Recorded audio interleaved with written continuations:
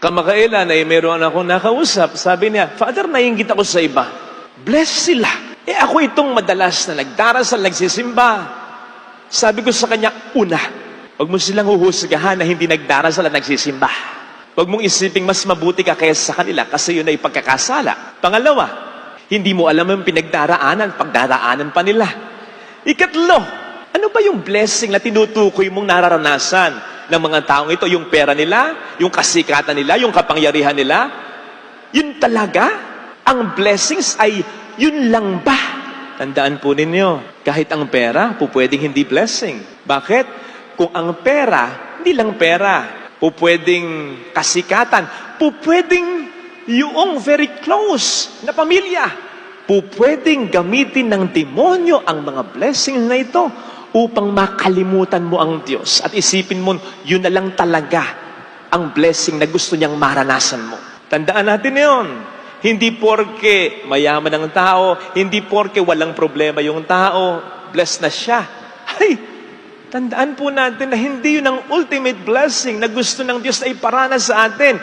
Kung sa kanyang katanyagan, kung sa kanyang kasikatan, kung sa kanyang pagkakaroon ng happy family, kung sa kanyang pagkakaroon ng maraming pera, nalalayo siya sa Diyos at nakakalimutan niya ang Diyos, hindi blessing yun. Ginagamit ng demonyo yung mga blessing na yon upang makalimutan ng tao ang ultimate blessing, God, who is the source of all blessing. Ang taong may pera nga, ang taong sikat nga, ang taong okay ang pamilya nga, pero wala naman ang Diyos sa buhay niya. Matutulad daw yan sa halaman na nakatanim sa disyerto. Nakatanim, tumutubo, pero darating ang pagkakataon, mamamatay din yan. Bakit? Wala namang tubig masyado sa disyerto So for quite some time, tutubo yan. Pero darating ang pagkakataon, mamamatay rin yan.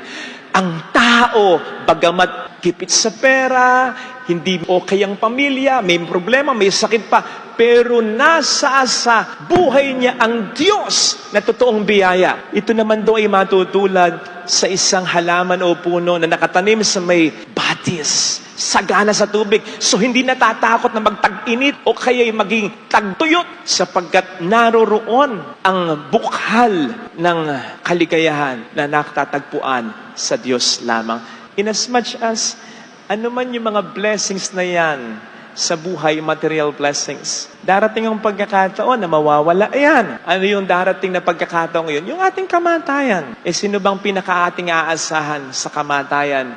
Lalo pat bago yung kamatayan yan, wala ka ng pag-asa kundi ang Panginoon lamang. Wala nang nandyan para sa iyo kundi ang Panginoon lamang. Wala nang saysay kahit ang pera mo kundi ang Panginoon lamang. Doon mo makikita ang Diyos talaga ang pinaka-mahalaga. Sana, mga kapatid, bago tayo humingi ng mga biyaya at kung naghihintay na rin tayo ng mga biyaya, huwag tayong magwala ng pag-asa basta sa paghihintay natin ng biyaya. Ito yung maging dahilan upang tayo mas mapalapit sa Kanya na pinakamahalagang biyaya.